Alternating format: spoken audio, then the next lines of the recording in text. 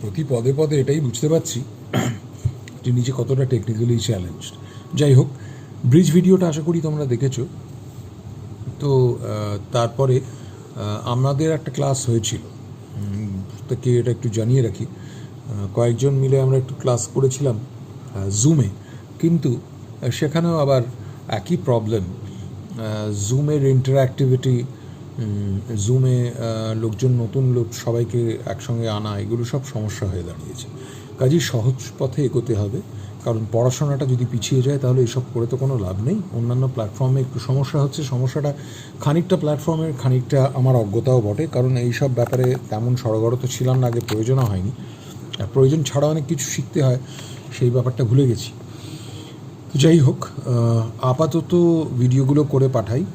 তো যেহেতু তোমরা যারা রয়েছো, যাদেরকে অন্তত আমরা হোয়াটসঅ্যাপে আনতে পেরেছি কিন্তু গুগল ক্লাসরুমে নেই, তাদের জন্য এই ভিডিওটা সকলে মিলে, তিনটে আর্ট, সায়েন্স, কমার্স মিলেই। তো স্লিপ ইন দ্য ভ্যালি হচ্ছে আমাদের নতুন কবিতা, এবং সেই নতুন কবিতা হচ্ছে এক নতুন, তোমাদের প্রত্যেকের কাছেই নতুন এক কবি, কারণ ফরাসি ভাষার কবি, তার অনুবাদ বাংলায়, এই অনুবাদ ইংরেজিতে আমরা পড়ব। তো বিখ্যাত কবি, বাংলায় কিন্তু ওর কবিতার অনুবাদ আছে, বাংলায় অনেক বিখ্যাত কবি তার মতো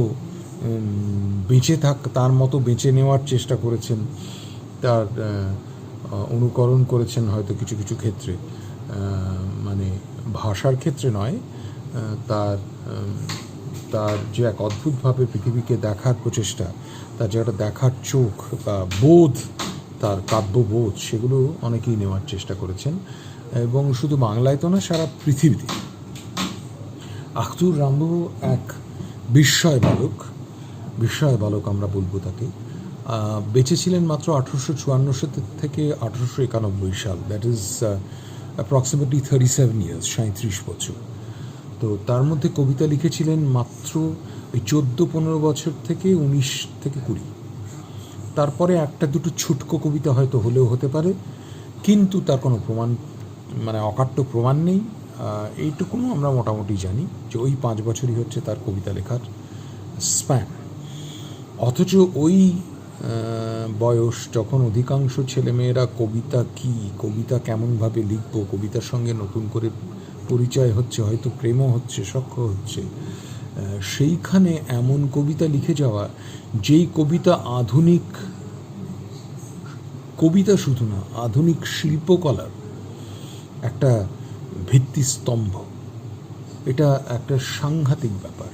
কারণ দাদাইস্ট, সিম্বলিস্ট, সুরিয়ালিস্ট, এই সমস্ত নানান ধরনের আর্ট ফর্মকে রাবো কিন্তু সাংঘাতিকভাবে ইনফ্লুয়েন্স করেছে, তার ভাবনা চিন্তা দিয়ে, তার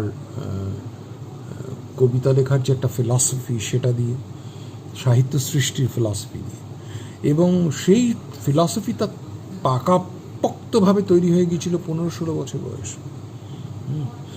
তার প্রথম দিককার একটা বিখ্যাত কবিতা, দ্য ড্রাঙ্কেন বোট। কবিতাটা কিছুই না, একটা ভেসে যাওয়া একটা নৌকো সমুদ্রে উথাল পাথাল হয়ে শেষ পর্যন্ত, তার যদি কোনো প্রপার রাডার না থাকে, তার যদি প্রপার কোনো ডিরেকশন না থাকে, যা হয় নৌকোর, সমুদ্র, এটা নদী নয়, কাজেই সে সমুদ্রে বিলীন হয়ে যায়। সেইটাই তার বর্ণনা, তার লেখা, সেটাই হচ্ছে দ্য ড্রাঙ্কেন বোট, মানে which is suppose to be brilliant, one of his most brilliant works. এবং সেই ড্রাঙ্কেন বোট ইনফ্লুয়েন্সড হয়েছিলেন তিনি জুলে ভার্ন, যার বিখ্যাত বই 20,000 লিগস আন্ডার দ্য সি। সেই জুলে ভার্নও ছিলেন ফরাসি, ইনসিডেন্টলি। জুলে ভার্নের সেই বই পড়ে উনি ভীষণ ইনফ্লুয়েন্সড হয়েছিলেন এবং তারপরে লিখেছিলেন। তো কেমন লোক ছিল ওই রাবো? তার প্রথম দিককার জীবন, তার পারিবারিক জীবন একটু জানার প্রয়োজন আছে। এতটাই বড় মাপের, আসলে এতটাই প্রভাব বিস্তারকারী কবি যে তার কবিতা যখন পড়বো তার সম্বন্ধে না জানাটা এক ধরনের অসভ্যতা, অশিক্ষিত, মানে একটা অশিক্ষিতভাবে বা অর্ধশিক্ষিতভাবে পড়াশোনা করার প্রচেষ্টা। তো রাবো বাবা ছিলেন একজন সৈনিক, ফরাসি সেনাবাহিনীতে একজন ক্যাপ্টেন, কিন্তু আর 5টা সৈনিকের থেকে অনেক অনেক আলাদা। কারণ তিনি তার সারা জীবনটাই প্রায় ফ্রান্সের হয়ে নানান দেশে, নিজের দেশে, নানান দেশে, বিভিন্ন দেশে যুদ্ধ করে বেরিয়েছিলেন এবং বহু যুদ্ধে জয়ী হয়েছিলেন, ফ্রান্সকে বহু যুদ্ধে জয়ী করেছিলেন। এবং সেই যুদ্ধগুলোতে এতটাই তার নিজস্ব বীরত্বের, তার রণকুশলতার পরিচয় বহন করেছিল সেই যুদ্ধগুলি, যে তিনি প্রত্যেকটাতেই নানানভাবে পুরস্কৃত হন। এবং অবশেষে ফরাসি সরকারের নেপোলিয়ন কিছুদিন আগেই এই পুরস্কারগুলি শুরু করেছিলেন ফ্রান্সে, লিজন d'or, তো লিজিয়ন অফ অনার বা ফরাসি উচ্চারণে লিজন d'or। তো এই পুরস্কারও সম্রাট, যে সে ব্যক্তি না, সম্রাট নিজে বাই দ্য ইম্পিরিয়াল ইডিক্ট বা এডিক্ট উনি কিন্তু পুরস্কার পান, তার বীরত্বের পুরস্কার ওই লিজন d'or তাকে দেওয়া হয় বা ইম্পিরিয়াল ডিক্রি। এমন একজন মানুষ ছিলেন, অথচ যুদ্ধ থেকে ফিরে এসে লোকজনের সঙ্গে মেলামেশা করতে ভালোবাসতেন, পার্টি করতে ভালোবাসতেন, খুব প্রাণোচ্ছল ছিলেন এবং অতিথিবৎসল ছিলেন, সকলকে নিয়ে হই চই করে বেঁচে থাকতে ভালোবাসতেন। এমন একটা মানুষ, লার্জার দ্যান লাইফ বলা যেতে পারে। অথচ রাবোর মা ছিলেন এর একেবারে বিপরীত, অত্যন্ত রক্ষণশীল, গোঁড়া এবং কনজারভেটিভ, মানে গোঁড়া এবং কনজারভেটিভ না, ওটাই তো গোঁড়া মহিলা, এবং অত্যন্ত রাশভারী প্রকৃতির ছিলেন উনি। এবং উনি ছেলেকে প্রতি মুহূর্তে একটা খুব শক্ত টাইট এক লিশের মধ্যে বা একটা শক্ত রাশের মধ্যে বেঁধে রাখতেন। এবং এমন অনেক হয়েছে যে ছোটোবেলায় রাবো পড়াশোনা করেননি, মা তাকে খেতেই দেননি, খাবার দাবারও দিতেন না, এবং উল্টে বেধড়ক মানে মার জুটত তার কপালে। ল্যাটিন ঠিক মতো না পড়লে, ল্যাটিন ভাষায় 400 লাইন 500 লাইন পড়ে মুখস্থ করতে হবে, পড়া দিতে হবে মাকে, না দিলে খাওয়া নেই, দুপুরের খাওয়া অফ বা নৈশভোজ অফ, উল্টে মানে প্রহারেণ ধনঞ্জয় যাকে। তো এটা তার মনে দাগ কেটেছিল বই কি। কাজেই মাতৃস্নেহ যাকে বলে, মার মায়া, মমতা, ভালোবাসা, তার থেকে বড় কঠিন এক মানে অনুশাসন রক্ষাকারী বা অনুশাসন সৃষ্টিকারী মাকে পেয়েছিলেন তিনি। বাবাকে তো পেতেনই না। তো এই বিয়ে বলাই বাহুল্য খুব বেশি দিন টেকার নয়, কারণ যেখানে রাবোর বাবা বছরের পর বছর বিদেশে লড়াই করে ঘুরে বেড়াতেন, ফিরে আসলে সত্যি কয়েকটা দিন অসাধারণ আনন্দে কেটে যেত, কিন্তু তারপর আবার যে কেসে এরমভাবে 7 থেকে 9 বছর টিকেছিল ওদের বিবাহ। তারপরে বিয়ে ভেঙে যায়। বিয়ে ভাঙার পরে তার বাবার দিক থেকেও এতটুকু কোনো অনুতাপ আসেনি, তার মার চোখেরও জল ঝরেনি। তিনিও তার মতো করে এই ধরনের বিয়ে থেকে মুক্তি পেয়েছেন। এবং যেসব মানে রাবো এবং তার ভাই বোনদের মধ্যেও এই নিয়ে খুব একটা তারা প্রকাশ অন্তত কোথাও করেননি মনের দুঃখ মনেই রেখেছেন। তবে হ্যাঁ, পরবর্তীকালে রাবো যে ধরনের মানুষ হয়ে উঠলেন, তার মধ্যে যখন অদ্ভুত ভায়োলেন্স স্ট্রিক দেখা দিত তার মধ্যে, অসম্ভব কি বলবো, ধীশক্তি, অসাধারণ ধীশক্তি, এটা ছোটোবেলা থেকেই ছিল। He was always a genius, an absolute genius। বলছি তার কয়েকটা ব্যাপার, কিন্তু ভালোবাসতে পারতেন, ভালো ছিলেনও, এবং ছোটোবেলায় খুব ধর্মভীরু ছিলেন, খুব নিয়মনিষ্ঠভাবেই বাঁচার প্রচেষ্টা করছিলেন। কিন্তু তারপরে যা হয়, একজন জিনিয়াস ঠিক বাধা ধরা ছকের মধ্যে না থাকতে পারেন না, একটা সময় এসে তাকে সব ছিঁড়ে খুঁড়ে ভেঙে বেরিয়ে যেতে হয়। ওর ক্ষেত্রেও সেটা হয়েছিল এবং নাটকীয়ভাবে হয়েছিল। তো রাবো ছোটোবেলায় পড়াশোনায় সাংঘাতিক ভালো ছিলেন, ভালো মানে সাংঘাতিক ভালো, মানে প্লাস প্লাস প্লাস ভালো। কিন্তু ওখানেই পড়াশোনার মধ্যেই কিন্তু ওর প্রথম জিনিয়াসের যে স্বাক্ষর, সেটা ওর অধ্যয়ন শক্তির মধ্যে দিয়ে আসে। টিচাররা বারে বারে বলেছেন, দুজন খুব ফেভারিট টিচার ছিল, বাড়িতেও পড়াশোনা করেছেন, না স্কুলেও করেছেন। তো তারা বারবার বলতেন যে রাবোর মানে ঐশ্বরিক স্মৃতিশক্তি ছিল, মানে huge amount of material, 800 line কবিতা, 1000 লাইনের কবিতা উনি খুব একটা কষ্ট না করে আউড়ে দিতে পারতেন, মনে রাখতে পারতেন। সেখান থেকে একবার পড়ে দুবার পড়ে যে কোনো কিছু আউড়ে দিতে পারতেন, মনে রাখতে পারতেন, ব্যবহার করতে পারতেন, মানে অ্যাবসলিউটলি লাইক এন জিনিয়াস। ওর তার সঙ্গে কোনো স্বাভাবিক ছেলেকে একেবারেই মেলানো যেত না। হি ওয়াজ ছোটোবেলা থেকেই মানে দ্যাট ওয়াজ দেয়ার। মানে শিক্ষকরা বুঝতে পেরেছিলেন যে এর মধ্যে মানে ঐশ্বরিক ক্ষমতা আছে, এর মধ্যে দেওয়া আছে। তো বোধহয় সনটা ছিল 1769, if I am not mistaken. 14 কি 15 বছর বয়সে, তখন আমাদের এখানে যেরকম বৃত্তি পরীক্ষা হয় বা কিছু, এই তোমরা নেট স্লেটে বসো, সারা ভারতব্যাপী পরীক্ষা, তখন ফ্রান্সেও পড়াশোনার দিক থেকে খুব অগ্রসর। তো ওদের সারা ফরাসি দেশব্যাপী কিছু পরীক্ষা হতো, স্পেশাল টেস্ট, গণিত, বিজ্ঞান, ক্লাসিক্যাল ল্যাঙ্গুয়েজেস, ল্যাটিন, গ্রিক, ফরাসি ল্যাঙ্গুয়েজ ইত্যাদি, আরও ক্লাসিক্যাল ইস্থেটিক্স, আর অনেক বিষয় ছিল। তো ওই 69 সালে রাবো সারা ফরাসি দেশে 7টা বিষয়ে ফার্স্ট হয়েছিল। 7টা বিষয়ে সে হোল ফ্রান্সে ফার্স্ট হয়েছিল।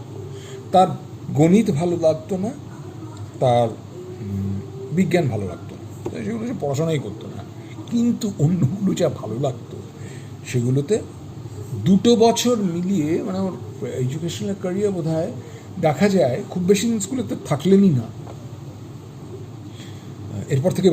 এরপরে বাড়ি ছেড়ে পালিয়ে যান, তারপরে তাকে ধরে বেঁধে আনা হয়, 10 দিন থাকেন, তারপর আবার পালিয়ে যান, আর ফিরে আসেন সেই অর্থে। তো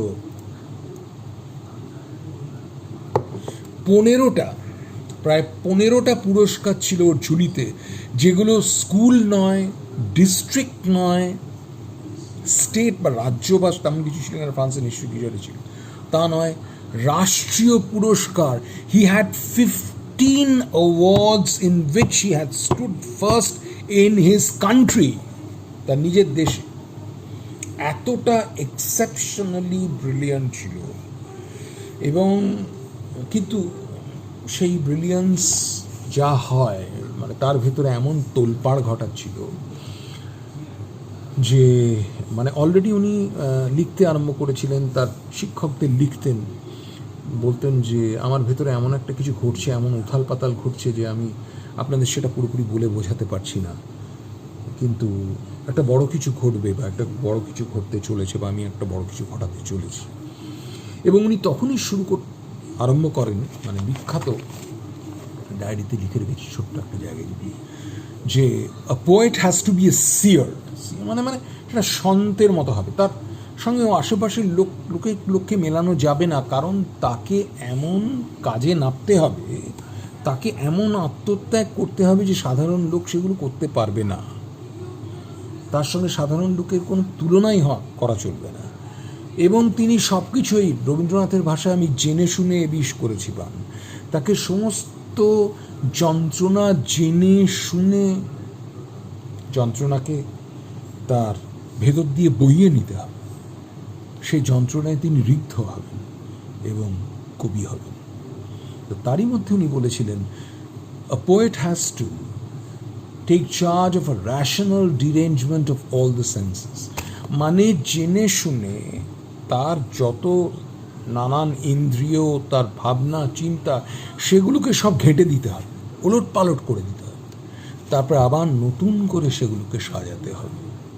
অর্থাৎ যা কিছু দেওয়া ছিল সেই দেওয়া জিনিসগুলোকে সম্পূর্ণ নতুনভাবে সাজিয়ে এই প্রচণ্ড যন্ত্রণা, প্রচণ্ড অনিশ্চয়তা, প্রচণ্ড উথাল পাথাল এর মধ্যে দিয়ে তাকে বেছে নিতে হবে, এবং এর মধ্যে থেকেই আসবে তার কবিতা লেখার রসদ এবং ভবিষ্যৎকে এগিয়ে নিয়ে যাওয়ার পাথেও। এই সমস্ত কিছু 14-15 বছর বয়সে মাথার মধ্যে এসে গিয়েছিল, এবং সেগুলি তিনি লেখালেখি করছিলেন, কবিতাও লেখালেখি করছিলেন। এবং দের ইজ এভরি প্রবাবিলিটি যে কবিতাটা 16 বছর বয়সে 1870। একটা কন্ট্রারি ওপিনিয়ন আছে 1877, সেটা আরও অনেকটাই পরে। 77 হলে প্রায় 23 বছর বয়সে হয়। তো কিন্তু আমি জানি না সেটা কতটা প্রমাণিত। তো আগেরটা হলে, একটা হলে ফ্র্যাঙ্কো রাশিয়ান ওয়ার, একটা হলে ফ্র্যাঙ্কো প্রাশিয়ান ওয়ার। রাশিয়া হচ্ছে Germany, certain parts of Germany, Netherlands, Slavic states, Austria, সব কিছু মিলে তখন রাশিয়া ছিল। তো এই দুটো যুদ্ধের মধ্যে কোনো একটি যুদ্ধে মৃত সৈনিককে দেখেই বা তার এক্সপিরিয়েন্সের মধ্যে দিয়ে গিয়ে তার লেখা। পরবর্তীকালে উনি আবার ডাচ আর্মিতে যোগদান করেছিলেন, কিন্তু ডেজার্ট করেন, মানে পালিয়ে যান ওখান থেকে। মানে ধরা পড়লে কিন্তু ওনার মৃত্যুদণ্ড হতো, কিন্তু যে কোনোভাবেই হোক উনি পালিয়ে গিয়েছিলেন। সবসময় একটা পালিয়ে যাওয়ার, মানে কোনো জায়গায় স্থির না থাকতে পারার ব্যামো ওর মধ্যে ছিল। যেটা করলেন, তারপর দেখলেন যে ওর শার্লভিল বলে একটা ছোট জায়গায় ওনার জন্ম, সেখানেই বড় হয়েছিলেন। তো পরে এই ধরনের লোককে তো আর বুঝিয়ে দিতে হয় না যে শিল্প কলা এর কেন্দ্রবিন্দু কোন জায়গা। সারা পৃথিবীরই তখন কেন্দ্রবিন্দু, তারপরেও বহু বছর ধরেই প্যারিস। তো উনি ঠিক করলেন প্যারিসে যাবেন। প্যারিসে যাবেন, কিন্তু কার কাছে যাবেন, কীভাবে যাবেন, কী করতে যাবেন? তো তখন ফরাসি দেশে একজন খুব নামকরা কবি ছিলেন, পল ভার্লেন। এই ভার্লেন তখন তার শ্বশুরবাড়িতে ঘর জামাই হয়ে থাকছেন। তার স্ত্রী প্রেগনেন্ট, অন্তঃসত্ত্বা, কাজেই খানিকটা সাহায্য হয়, শ্বশুরবাড়ির লজিস্টিক্যাল সাপোর্টটা পাওয়া যায়, এবং ওনার শ্বশুরমশাই বেশ সচ্ছল ছিলেন। তো সেখানে উনি দিন কাটাচ্ছিলেন, কবিতাও লিখছিলেন, অন্যান্য কাজকর্ম করছিলেন। তো ওর ঠিকানাটা রাবোর কাছে পৌঁছে, এবং রাবো তাকে চিঠি লিখলেন ভার্লেন। কিছু চিঠির মধ্যে তার কবিতা সম্বন্ধে ধ্যান ধারণা, সেগুলো নিয়ে চিঠিতে তার উল্লেখ ছিল। পরেই ভার্লেন বুঝলেন যে এ আমাদের থেকে অনেক এগিয়ে, কিছু কিছু দিক থেকে ভগবানের চোজেন ওয়ান বলে না, বেছে নেওয়া। কাজে উনি বললেন, তুমি যত তাড়াতাড়ি সম্ভব চলে এসো প্যারিসে, আমরা তোমার জন্য অপেক্ষা করছি। নতুন সময়ের নতুন কবি, আমরা সবাই তোমার জন্য অপেক্ষা করছি। চলে গেলেন, এদিক ওদিক করে একবার বাড়ি পালিয়ে আবার ফিরে আবার পৌঁছে গেলেন ভার্লেনের কাছে। ভার্লেনের সঙ্গে এক অদ্ভুত উদ্ভট সখ্যতা তৈরি হলো। উদ্ভট বলছি, কারণ ছিল মানে রাবোর চিরকালই মানে পোশাক আশাকের তো কোনো মাথামুন্ডু ছিলই না, খুব অপরিচ্ছন্ন থাকতেন, খুব রুড ছিলেন, লোকজনকে মুখের উপর যা মনে আসে বলে দিতেন, সাংঘাতিক অপমান করতেন, মানসিকভাবে আঘাত করতেন। বোঝাই যায় যে বলছিলাম না যে ওদের বাড়িতে ও যে বড় হওয়াটা যে ঠিকমতো হয়নি, সেটা তার ট্যালেন্টকে উপচে তার ব্যক্তিত্বকে একটা শেপ দিয়ে ফেলেছিল, এবং that was proving to be conflict something. It was creating a lot of troubles for him, but that's the way. He couldn't change himself. ও এতটাই সময়ের সঙ্গে এতটাই নিজেকে অন্যান্য দিক থেকে উথাল পাথাল করছিল যে ওর বেসিক যে ট্রেট, বেসিক যে পার্সোনালিটি প্যাটার্ন, সেটাকেও কিন্তু পাল্টাতে পারছিল না।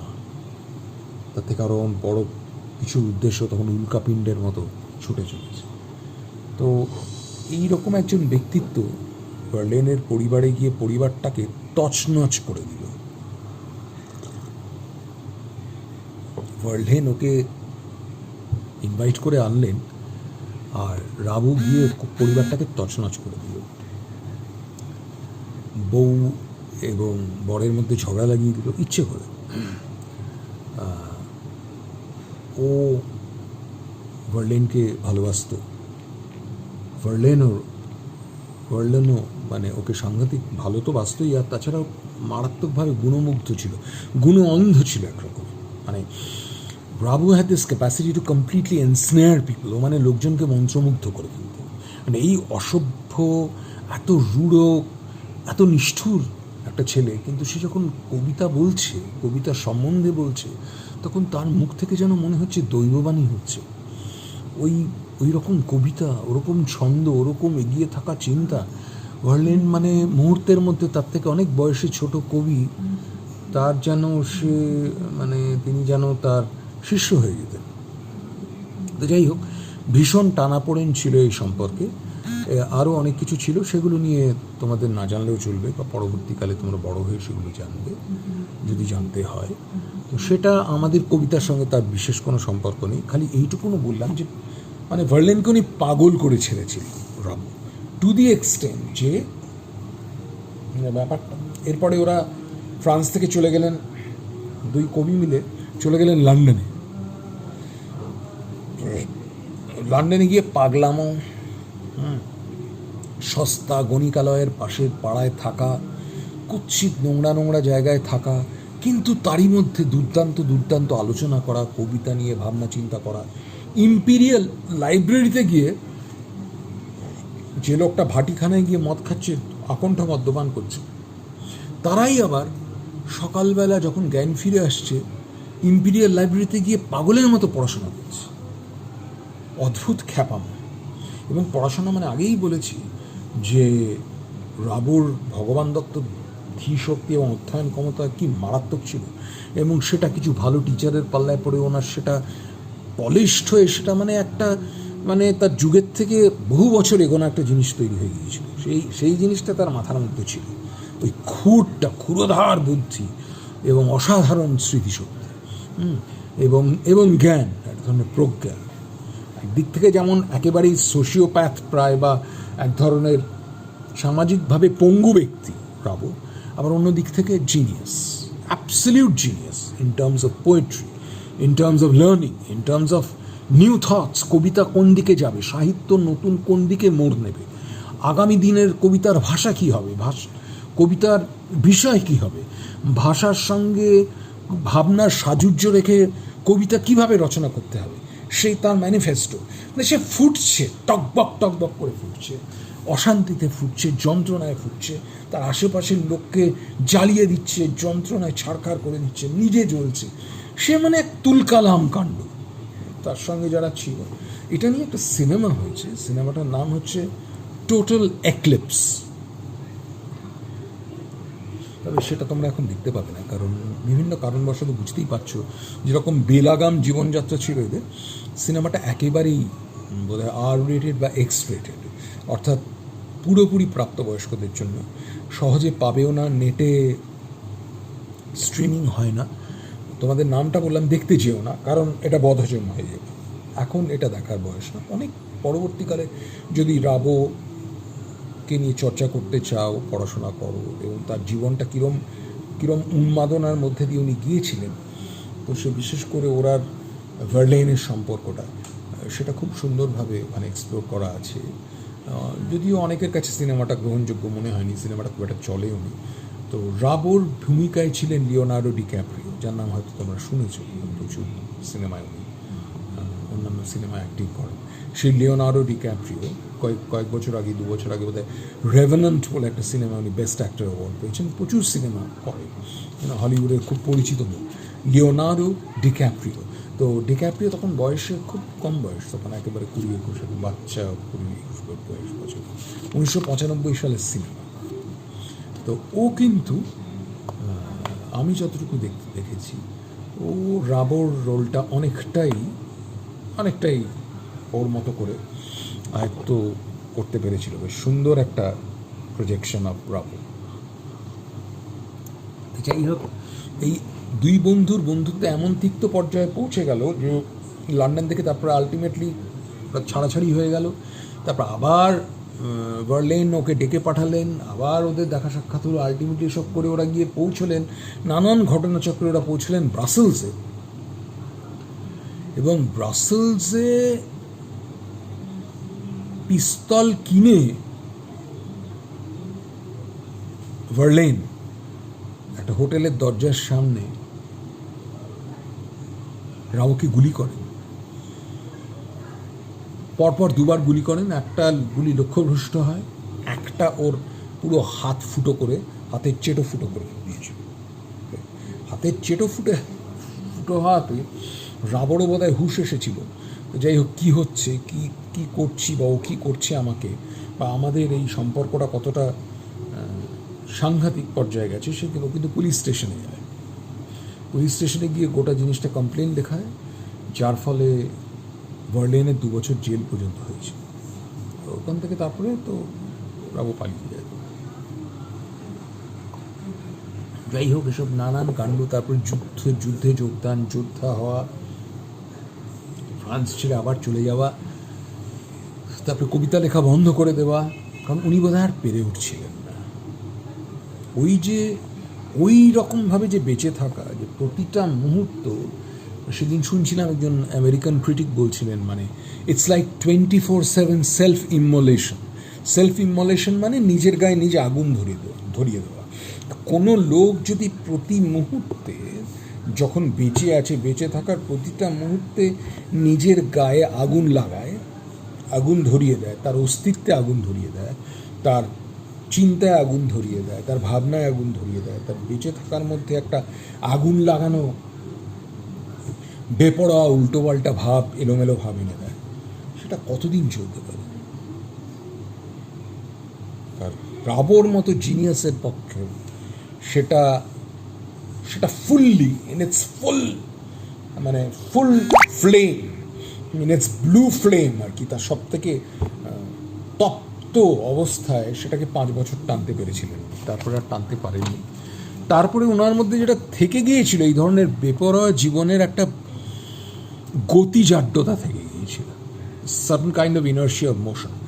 এমনভাবে বেঁচেছিলেন যে এরপরে দুম করে স্বাভাবিক জীবনে আর ফিরে আসা যায় না। উনিও আর ফিরে আসতে পারেননি। এই মূল্য তাকে দিতে হয়েছিল। উনি যেমন বলেও ছিলেন যে সেই চরম মূল্যের জন্য মানুষকে তৈরি থাকতে হবে, এবং একটা জায়গায় গিয়ে যেখানে আর না পেরে কবি পড়ে যাবেন, মানে তার মৃত্যু হবে, উনি বলছেন সেই সন্ধিক্ষণে বা সেই দিকচক্রবালে এসে আরেকজন নতুন যোদ্ধা, সেই কবির দায়িত্ব, ওই চূড়ান্ত যন্ত্রণার দায়িত্ব, চূড়ান্ত আত্মোপলব্ধির দায়িত্ব আরেকজন এসে সেই কবির ভারটা তিনি তার নিজের কাঁধে তুলে নেন। এটাই ছিল তার ম্যানিফেস্টোর বা তার মূল যে বক্তব্য, যে ফিলোসফিক্যাল ট্র্যাক বা ট্রিটাইজ বা ইন্ট্রোডাকশন, তার একটা মূল উপপাদ্য। তো কি হলো এই গতিজাড্যতায়? হলো যে মানে উনি তারপরে ওখানে আর থাকতেই পারলেন, ওখান থেকে চলে এলেন এই দিকে, জাভা, বর্নিও, সুমাত্রা, ওগুলো তখন ফ্রেঞ্চ কলোনিজ ছিল, ফ্রেঞ্চ ইন্ডোচীন বলা হতো পরবর্তীকালে। সেইখানে এলেন, সেখান থেকে আবার নানান জায়গা ঘুরতে ঘুরতে উনি চলে গেলেন আফ্রিকা। আলটিমেটলি আফ্রিকার হারারে গিয়ে উনি আস্তানা গাড়লেন। তার আগে ডাচ ইন্ডোচীন সেই সব জায়গায় উনি ডাচ আর্মিতে যোগ দিয়েছিলেন, কিছুদিন ছিলেন, তারপর ওখান থেকে পালিয়ে যান। এটাকে বলে ডেজার্টিং চিরকালই আর্মিতে সাংঘাতিক ডিসিপ্লিন নষ্ট হয়ে যাবে, তো তাই আর্মিতে এটা সাংঘাতিক কঠিন একটা শাস্তি। তখনকার দিনে ফায়ারিং স্কোয়াড ছিল, মেরে দিত জাস্ট আউটরাইট। ধরা পড়লে তাদের দাঁড় করিয়ে গুলি করে মেরে দিত। অন্য সোলজারদের দেখিয়ে ফায়ারিং স্কোয়াডে দাঁড় করিয়ে সোলজারদের দিয়েই তাদের গুলি করিয়ে প্রকাশ্য দিবালোকে মেরে ফেলা। সেই রকম শেষ হওয়ার থেকে কোনো রকমে বেঁচেছিলেন রাবো, পালিয়ে গিয়ে। তো উনি চলে যান হারারে উনি কফির ব্যবসা শুরু করেন। কফি তার বহু বছর আগে থেকেই আফ্রিকা, হ্যাঁ, জাভা, বর্নিও, নানান দিক থেকে ল্যাটিন আমেরিকা, আমেরিকা আসছিল, মূলত ইউরোপে আসছিল, কিন্তু কোনো ইউরোপিয়ান আফ্রিকাতে গিয়ে ইউরোপে কফি পাঠাননি। সেটা প্রথম করেন রাবো।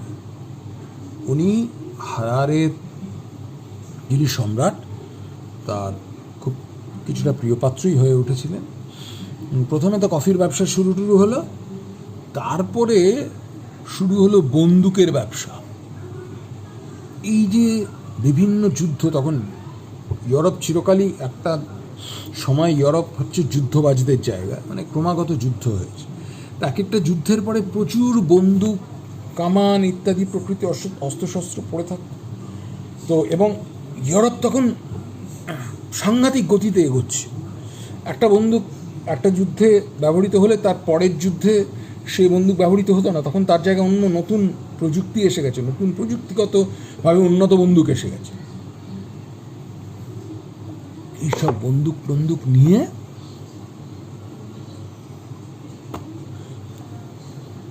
রাবো ব্যবসা শুরু করলেন, এগুলো চলতে লাগলো। তো এইসব করতে করতে উনি আবার ফ্রান্সে ফিরে এলেন, মার্সাই কিছুদিন ছিলেন, তারপর আবার ফিরে গেলেন। তো এখানে হয়তো জীবনটা কিছুটা থিতু হয়ে এসেছিল, কিন্তু ওই আর কি, আর স্বাভাবিক ফরাসি সমাজে গিয়ে উনি বসবাস করতে পারছিলেন না। তারপর আবার ফিরে যান। তখন ওনার পায়ে একটা সমস্যা শুরু হয়েছিল তার আগেই, সেটা তখন প্রথমে চিকিৎসা হয়, তারপর ফিরে যাওয়ার পরেও কিন্তু সমস্যাটা হতেই থাকে। তার ডান পায়ে একটা টিউমার দেখা দেয়। ডান পায়ের টিউমারটা অপারেশন করতে হবে বলে ডাক্তার জানালেন। অপারেশন করতে গিয়ে দেখা গেল যে ওটা অ্যাকচুয়ালি ক্যান্সারে পরিণত হয়েছে। তো পুরো পা অ্যাম্পিউটেট করা হলো, ডান পা কেটে বাদ দেওয়া হলো।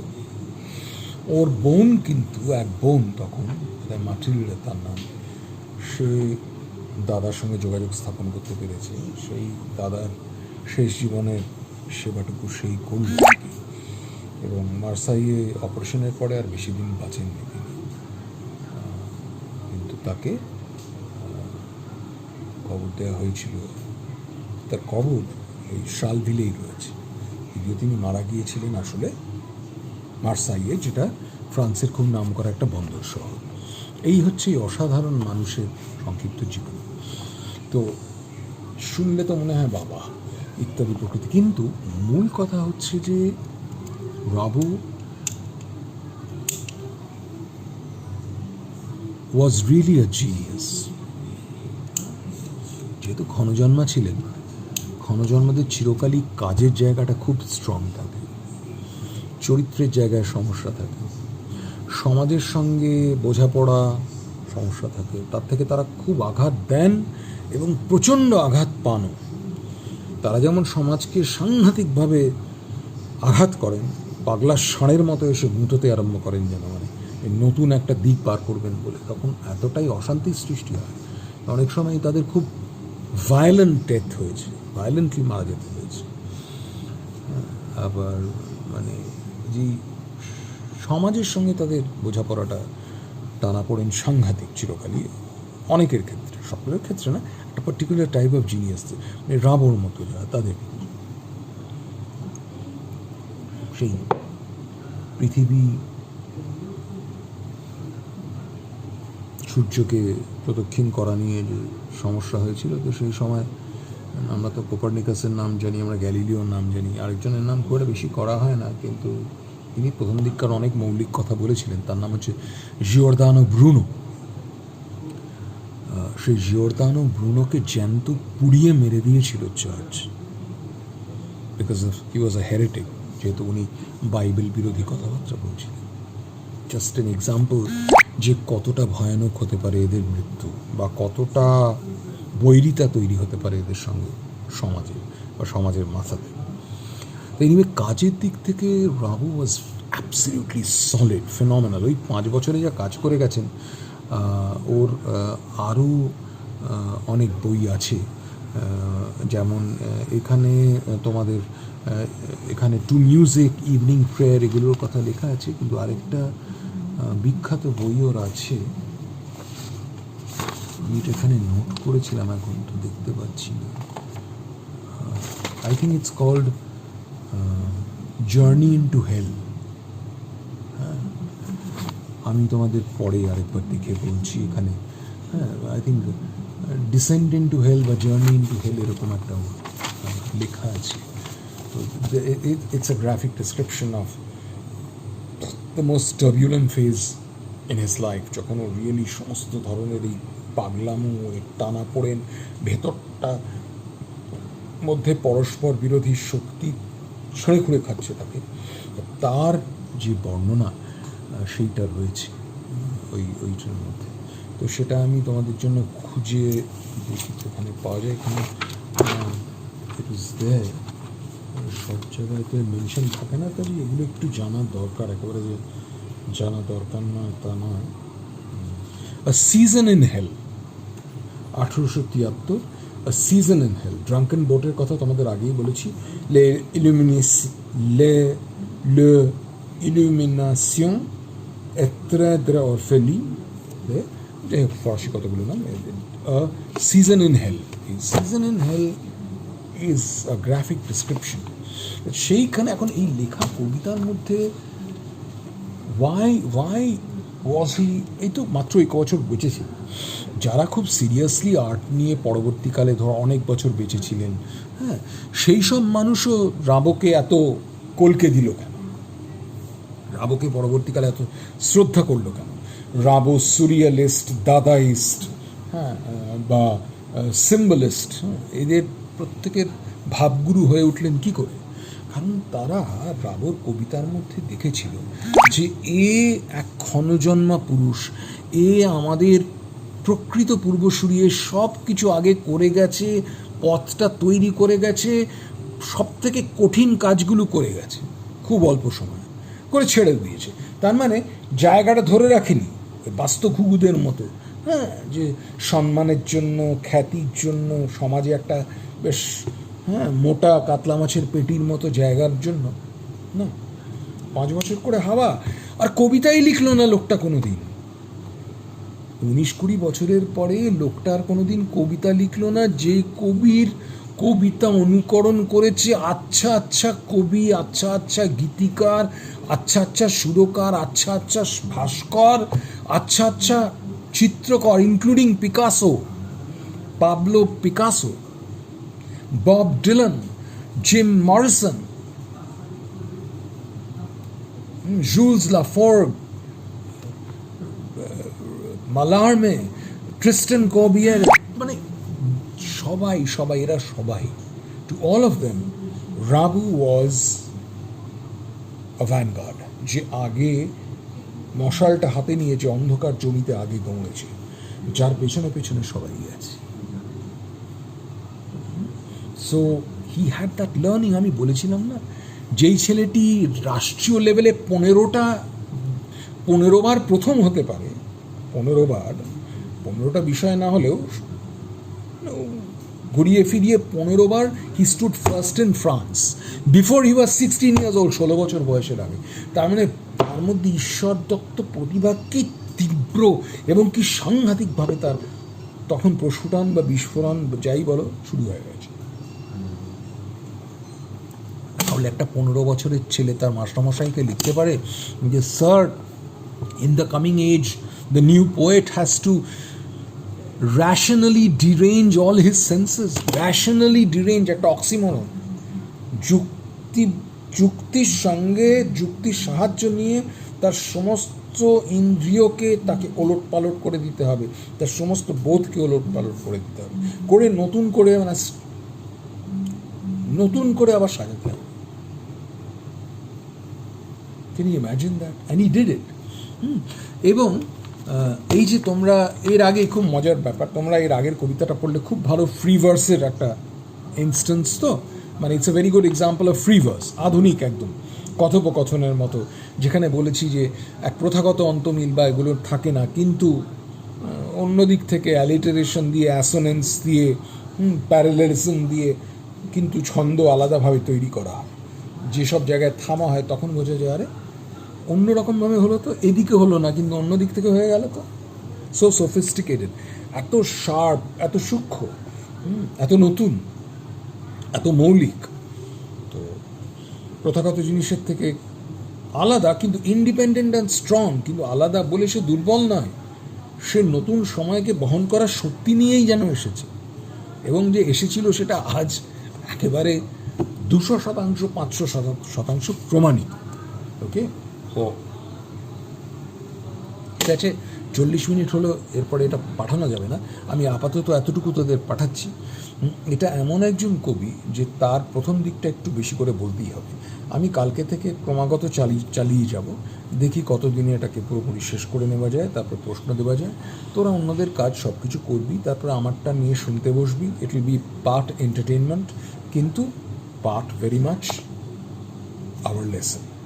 সাহিত্য এরকমই, ইট has the capacity to entertain, inform, and enlighten at the same time. Okay? Good night.